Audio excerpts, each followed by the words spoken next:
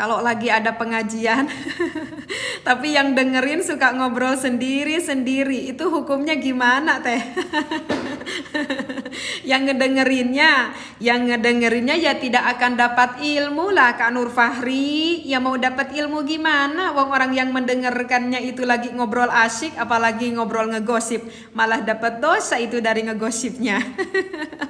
Tetapi itu untuk seorang ustadznya, misalkan Kak Nur Fahri, kita lagi ngaji, itu yang ngedengerinnya lagi pada ngobrol, itu sebetulnya kita lagi lagi diuji mental ya Kak Nur Fahri. Sejauh mana tingkat keikhlasan kita?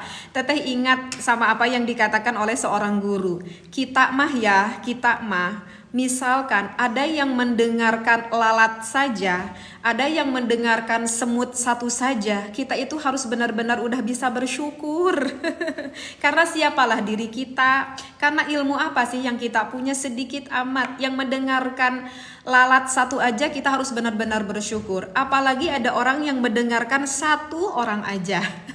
Karena itu nanti sejauh mana sih tingkat keikhlasan kitanya ya Kakak Nur Fahri bagi seorang ustadznya. Kalau bagi seorang mustamiinnya ya kita berhusnudzon aja. Maksudnya kita berhusnudzon tuh ya segitu juga udah mending lah dia itu mau masuk ke majelis taklim, meskipun masuk ke majelis taklimnya itu masih suka ngobrol, ya segitu juga masih mending. Ya siapa tahu nanti mah tidak akan ngobrol lagi, lama-lama nanti dia malu. Jadi tak perlu diambil pusing lah. Teteh kalau mensolati jenazah apakah boleh membaca iftitah? Oke, nggak apa-apa kakak diet, nggak apa-apa. Kalau misalkan waktunya masih banyak kakak diet, ternyata ada, nggak apa kakak diet. Kita diniatkannya ta'lim, mengakhirkan sholat diniatkan ta'lim tidak apa-apa. Kecuali kalau waktunya mepet, waktunya sedikit, kayak waktu maghrib berhenti, kayak waktu subuh berhenti kak diet, kayak waktu zuhur, waktu asar, waktu isya apalagi itu tidak apa-apa kakak diet. Niatnya yang benar, niatnya ta'lim ya. Teteh kalau mensalati jenazah apakah boleh membaca doa iftitah? Boleh-boleh saja Kak Mujid, tetapi itu tidak sunnah Kak Mujid. Boleh-boleh saja tetapi itu tidak sunnah Kak Mujid. Memang di dalam sunnah di dalam sholat itu kan banyak ya Kak Mujid. Salah satunya adalah membaca doa iftitah. Salah satunya adalah membaca doa iftitah. Nah cuman kalau kita itu berada di dalam melakukan sholat jenazah, maka tidak disunnahkan kita membaca doa iftitah. Kenapa tidak disunnahkan? Ya karena kan kita harus ittiba, harus turut kepada baginda Nabi Muhammad SAW. Dan Nabi Muhammad pun mengajarkan kepada para sahabatnya, tidak pernah mengajarkan sholat jenazah membaca doa iftitah dulu. Tidak pernah mengajarkan seperti, maka sunnahnya boleh-boleh saja membaca doa iftitah, tetapi tidak disunnahkan untuk membaca iftitah. Kenapa seperti itu? Karena kan baiknya si jenazah itu cepat-cepat kita kuburkan. Baiknya kan jenazah itu cepat-cepat kita kuburkan. Nah itu adalah menjadikan alasan biar nanti kita melakukan sholat jenazahnya itu tidak lama. Ini nanti bisa dilihat, kita ada itu penjelasannya di dalam kitab I'anah ya. Itu penjelasannya ada di dalam kitab I'anah ya. Cuma teteh nggak tahu toh referensi kitabnya. Teteh apa benar malaikat yang wajib kita diketahui itu nggak cuma 10? Katanya ada 11 malaikat. Tapi tetap saya kirim doa. Bagus Kak Mr. Day. Udah jangan banyak dengar kanan kiri. Oke. Katanya sama malaikatnya ada 11 katanya ya. Kakak Mr. Day tahu yang ke-11 itu malaikat apa? Tadi ada yang bertanya katanya malaikat yang wajib kita ketahui itu katanya ada 11. Itu malaikat apa? Iya Kak Mr. Day. Itu pernah teteh baca ya di dalam kitab Kasyifatus Saja ya. Kitab Safinatun Najah ya. Yang disyarahi oleh Asy-Syaikh An-Nawawi Al-Bantani. Itu ada pembahasannya di dalam kitab itu. Jadi benar banget kan, rukun iman yang kedua itu adalah kita harus mengimani, meyakini, mempercayai. Kan namanya iman itu kan Tasdiqul qalbi bi jami'i ma ja'a bihi Nabi sallallahu alaihi wasallam. Jadi harus membenarkan, meyakinkan, mempercayai gitu ya akan setiap apa yang disampaikan, ya, setiap apa yang disampaikan oleh baginda Nabi Muhammad sallallahu alaihi wasallam. Di antaranya kata Rasulullah kita harus mempercayai, mengimani. Belum dijawab Teh, yang mana Kak Ajun? Sama Teteh nggak kebaca komennya. Ya, akan mengimani akan adanya malaikat-malaikat Allah. Nah, di dalam selain dari itu, kita itu juga harus meyakini akan sifat-sifatnya malaikat. Mungkin kita tahu ya sifat malaikat itu yang bukan yang dibuatnya itu dari cahaya. Malaikat itu tidak butuh makan, tidak butuh minum, tidak butuh istirahat, tidak beranak, tidak dianakan, gak beribu dan berbapak, seperti itu ya. Amin Kak Nur Fahmi, amin ya. Nah, cuman sebetulnya yang wajib kita ketahui itu di dalam malaikat itu sebetulnya ada 3 konsep loh ya. Oke. Jadi sekali lagi di dalam menurut Imam Asy-Syaikh An-Nawawi Al-Bantani di dalam kitab Safinah itu mengatakan yang wajib kita ketahui itu sebetulnya terbagi menjadi 3 konsep. Apa itu yang ketiga konsep itu? Yang pertama, kita harus mengetahui malaikat yang harus kita ketahui dengan tugas-tugasnya. 10 malaikat dan 11 malaikat yang harus kita ketahui dengan tugas-tugasnya. Oke, jadi kalau misalkan kita sampai sepuh, sampai sekarang setua ini, kita tidak tahu satu-satu nama malaikat yang wajib kita ketahui dan tugas-tugasnya, berdosa loh lidah kita ini. Serius, berdosa lidah kita ini, berdosa. Karena itu wajib hukumnya. Jangan dikira itu wajib no hukumnya. Salah Kak Mr. Day. Jangan bercanda Kak Mr. Day. Urusan ngaji jangan diajak bercanda Kak Mr. Day. Bahaya itu. Nah, kedua yang harus kita ketahui itu adalah kita harus mengetahui akan golongan dan juga kelompok malaikat. Itu pada tahu belum? Malaikat itu mempunyai golongan-golongannya yang tersendiri. Dan yang ketiga, malaikat yang cukup kita yakini saja. Yang cukup kita yakini saja tanpa wajib kita ketahui nama dan juga golongannya. Nah, oke. Nah, mana malaikat yang 10 atau yang 11 itu udah pada tahu kan? Jibril, Mikail, Israfil, Israil, ya kan? Sampai Malik Ridwan.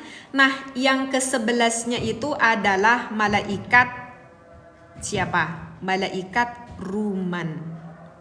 Itu ada di dalam kitab Safinah. Ya, malaikat Ruman. Kemudian kalau dari golongan malaikat itu, kalau di dalam Safinah itu ada malaikat yang hamlatul arsy. Hamlatul arsy itu kayak nanggung arash. Apa bahasa Indonesianya nanggung? Nanggung ya? Hah? Memikul ya. Nanggung itu memikul arash. Jadi ada sebagian malaikat yang memikul arash. Nah, itu kita wajib tahu ini. Hamlatul arsy, ada segolongan malaikat hamlatul arsy, ada malaikat hafadzah. Kalau malaikat hafadzah itu malaikat penjaga, ada malaikat kiroman katibin. Kalimat malaikat kiroman katibin itu udah pada tahu ya, yang mencatat amal kita. Kemudian ada malaikat ruhaniyun.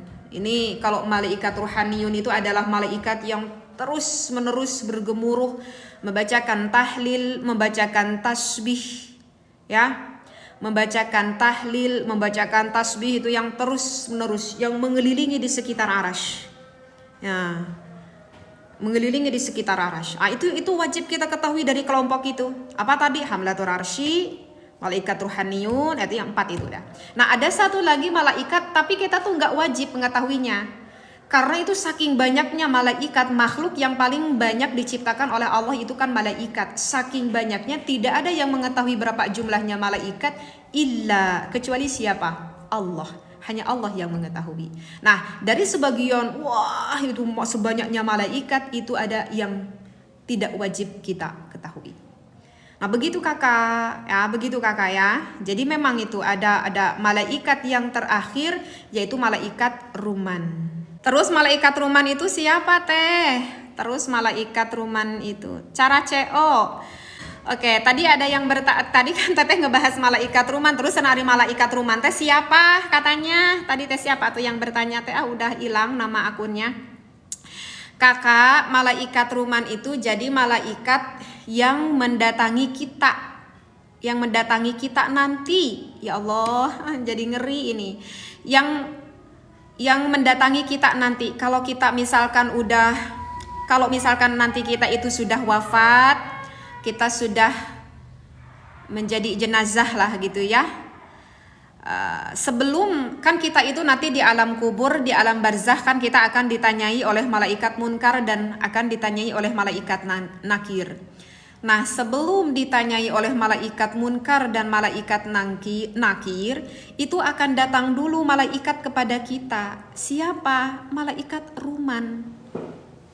Itu akan datang dulu kepada kita malaikat ruman. Itu ada keterangan kitabnya di dalam kitab Daqaiqul Akhbar. Itu ada ya di dalam kitab Daqaiqul Akhbar. Jadi datang nih pada kita. Nanti malaikat ruman tuh berkata pada kita, tulis semua amalmu. Yang baik dan yang jelek tulis semua amalmu. Nanti malaikat ruman tuh bertanya pada kita. Kondisi gak kebayang. Kondisi kita seperti kayak gimana nanti gak kebayang kita. Kagetnya, udah gak kebayang. Terus nanti kita akan menjawab kepada malaikat ruman. Wahai malaikat, aku mau tulisnya bagaimana? Gak ada pensilnya, pakai jarimu. Gak ada tintanya, pakai lidahmu. Tidak ada kertasnya, sobekkan bungkus jenazahmu. Maka nanti kita akan menyobekkan sedikit kain jenazah. Ya kain jenazah kan ono disebut natanya kain. Kain kafan ya. Kita akan menyobekkan sedikit kain kafan. Kok bisa sedikit kain kafan kita menuliskan semua amal? Tidak ada yang sulit bagi Allah. Disuruh tulis semua amal kebaikanmu. Lalu kita akan menulis semua amal kebaikan kita. Kita akan menulis semua amal kebaikan kita. Terdiam kita. Kata malaikat ruman, sekarang kamu tulis semua keburukan yang pernah kamu lakukan. Nah, ketika malaikat ruman menyuruh pada kita untuk menulis semua amal keburukan, kita diam. Gak mau menuliskan amal keburukan kita. Sampai marah itu malaikat ruman, kenapa kamu tidak mau menuliskan amal keburukanmu? Malu. Kita nanti menjawab kepada malaikat ruman, malu wahai malaikat, aku malu. Lalu nanti malaikat ruman menjawab kembali pada kita, kenapa ketika kita sore kakak gogo geto, kenapa ketika kita di dunia kita melakukan amal-amal buruk kita tidak merasa malu? Tapi ketika sekarang kamu merasa malu, padahal hanya ada aku. Tapi kenapa ketika di dunia ini Allah yang selalu melihat kita, yang mengetahui hati kita, tapi kita tidak merasa malu? Masya Allah. Jadi sebetulnya maha baiknya Allah kita itu ketika di dunia itu dibungkus oleh kebaikan-kebaikan, ditutup fitnah kita itu oleh Allah. Karena kalau misalkan dibuka, Masya Allah. Jadi itu malaikat ruman tuh ya, malaikat ruman itu. Ya, maka setelah itu baru kita mau menulis amal keburukan kita. Sesudah itu nanti malaikat ruman memerintahkan kepada kita untuk melipat, kemudian menandatangani, kemudian akan digulungkan, kemudian nanti akan digantelkan kepada kita, kemudian nanti digantelkan kepada leher kita ini. Semua amal baik, semua amal buruk kita digantelkan ini di leher kita. Itu akan terus ada sampai nanti hingga hari kiamat, sehingga nanti kata akan masuk ke dalam hisabannya Allah. Ya Allah, ya kan? Itu nanti ada di dalam ayat Al-Quran itu. Teteh lupa itu. Ayat Al-Quran surat apa itu? Surat apa, ayat berapa? Aduh teteh lupa lagi itu. Ada dalam surat apa ya? Lupa lagi ini teteh. Assalamualaikum, waalaikumsalam. Kopi apaan mbak? Aduh kakak Trisulis, boleh nggak nanti teteh bahas kopinya malam? Kak Trisulis ini namanya jimat lanang. Untuk membantu mengatasi permasalahan di kualitas air, barangkali encer atau ingin ditingkatkan kesuburan atau sangat ngarep banget pengen dapat momongan. Kalau yang warna kuning namanya lanang jagat, yang merah tuh lanang godek, untuk membantu mengatasi permasalahan di durasi, permasalahan di kekerasan, kurang stamina, kurang gairah, kayak kolesterol, kayak asam urat, kayak diabetes gitu ya. Gitu. Kalau misalkan mau kopinya nanti ada di toko orange, toko biru, toko hijau untuk saat ini. Kalau misalkan yang pengen bahas tentang kopi nanti lengkapnya sekitar jam 8 malam deh, sekitar jam 8 malam ya. Teteh, sana apa bedanya dzunub dengan sayyiat? Dzunub dosa, sayyiat kesalahan. Apa bedanya? Apa perbedaannya dzunub dengan sayyiat? Ada ya? Di dalam surat apa itu ya? Teteh ingat itu, Rabbana faghfir lana dzunubana wa kaffir anna sayyiatina. Itu surat apa ya? Teteh lupa lagi itu. Itu ada ya di dalam ayat Al-Qur'an kan? Itu ayat itu bisa dijadikan lantunan doa untuk kita ya, bisa dijadikan lantunan doa. Itu ada di dalam kitab apa itu? Madarijus Salikin itu ada ya kalau nggak salah ya referensinya. Jadi perbedaannya itu menurut Al-Alamah itu. Ulamanya itu siapa itu? Al-Alamah Ibnul Qayyim ya. Al-Alamah Ibnul Qayyim itu. Jadi kalau dzunub itu memang dzunub itu dosa. Dosa itu disebutkan dalam Al-Qur'an, maksudnya dzunub itu adalah dosa-dosa kabair, Kakak. Jadi dosa-dosa kabair itu yang termasuk dosa-dosa besar. Kalau sayyiat itu dosa-dosa kecil seperti itu. Makanya kalau misalkan kita melakukan amal-amal baik, misalkan di antara zuhur ke asyar, kita berwudu, kita melakukan amal-amal yang lain, itu bisa menghapus dosa. Yang dimaksudkan dosa di sini itu adalah dosa-dosa yang kecil. Sayyiat itu dosa-dosa kecil.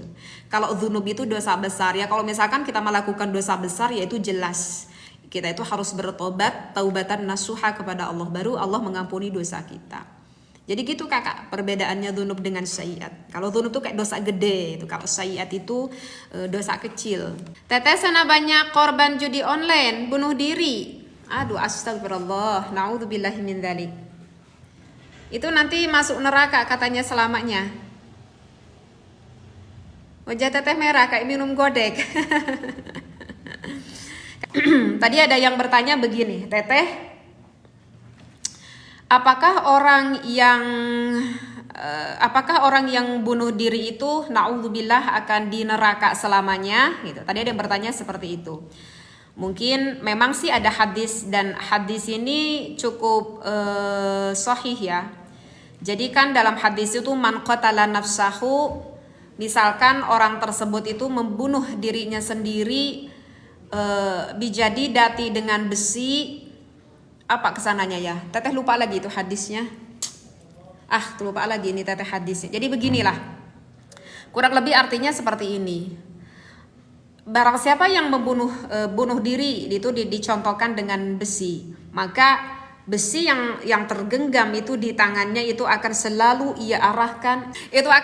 diarahkan dan akan selalu menikam perutnya dalam neraka jahanam. Bahasa hadisnya seperti itu. Di dalam neraka jahanam secara terus menerus sampai dia itu kekal di dalamnya. Ini referensi hadisnya.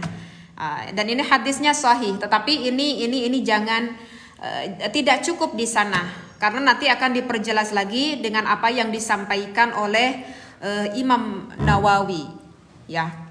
Jadi kalau menurut Imam Nawawi, orang yang mati di dalam keadaan bunuh diri, dia itu sudah melakukan dosa besar. Dia itu sudah melakukan dosa besar, bahkan itu lebih besar dari dosa dia itu membunuh atau misalkan menghilangkan nyawa orang lain. Misalkan ini si orang tuh menghilangkan nyawa orang lain, dibandingkan dengan dosa orang yang berbunuh diri, itu lebih besar dosa orang yang bunuh diri, dan itu termasuk dosa besar. Itu nanti keterangannya bisa kita lihat di dalam kitab Mausu'atul Fiqhiyah. Nanti kita bisa lihat di dalam kitab itu ya, di dalam kitab Mausu'atul Fiqhiyah. Tetapi dari hadis konteks yang tadi, bukan berarti orang yang bunuh diri itu akan abadan, akan selamanya di neraka. Tidak seperti itu. Karena yang Teteh ketahui di dalam keterangan ulama, itu yang disampaikan oleh oleh siapa ya? Itu oleh Imam Nawawi. Itu yang disampaikan oleh Imam Nawawi. Jadi yang dimaksudkan akan di neraka abadan selamanya itu adalah jika orang yang berbunuh dirinya tersebut meyakini kalau bunuh diri itu hukumnya diperbolehkan. Sekali lagi, kalau misalkan orang yang berbunuh diri itu meyakini di dalam hati kalau hukumnya bunuh diri itu adalah hukumnya dibolehkan, sedangkan itu jelas hukumnya haram dan bahkan itu termasuk dosa besar. Karena kan di dalam kitab Sulam Taufik kita itu tidak boleh menghalalkan perkara yang haram, tidak boleh mengharamkan perkara yang halal. Yang mana perkara itu yang sudah ma'luman minad din bidarurah. Yang mana perkara itu yang sudah banyak diketahui, kita udah pada tahu kan kalau bunuh diri itu jelas hukumnya haram dan termasuk dosa besar. Kita meyakini kalau itu hukumnya halal. Nah, itu yang mengakibatkan masuk di neraka selamanya itu bukan bunuh dirinya, tetapi i'tiqadiyah di dalam hatinya berpikir kalau itu hukumnya halal. Tapi kalau misalkan orang yang berbunuh diri tuh tahu kalau ini tuh dosa besar, tapi ya Allah aku udah putus asa, aku udah enggak sanggup menjalani hidup ini. Berarti kan orang yang bunuh diri kan orang yang berputus asa kan, Nah, kalau tapi dalam hatinya masih beriktikadiyah kalau ini ya Allah aku tahu ini dosa tapi aku enggak kuat ya Allah. Kalau itu maka menurut Imam Nawawi akan dimasukkan ke dalam surganya Allah, tapi ya tetap dia itu harus masuk dulu ke dalam neraka pembersihan dari dosa-dosanya, dan itu pun nanti melewati proses hisab ya. Itu pun ya kalau misalkan amalnya lebih besar ya itu tidak menutup kemungkinan kalau dia dapat syafaat, tidak menutup kemungkinan dia untuk masuk ke dalam surganya Allah. Gitu. Kakak mohon maaf banget, kayaknya Teteh harus pamit undur diri dulu. Tadi sudah terdengar azar dan Teteh belum sholat asar. Mungkin Teteh harus asar dulu. Baik semuanya, terima kasih. Mudah-mudahan ya Allah setiap apa yang Teteh sampaikan bermanfaat. Kalau ada benarnya secara hakikatnya dari Allah, jika ada salahnya ya Allah mudah-mudahan itu tidak keluar dari hawa nafsu Teteh dan Allah mengampuni. Kalau ada yang salah kalian tahu nanti bisa membetulkan kapanpun dengan senang hati. Ya, terima kasih semuanya. Wallahu a'lam, wallahu muwaffiq ila aqwamit thoriq. Wassalamualaikum warahmatullahi wabarakatuh.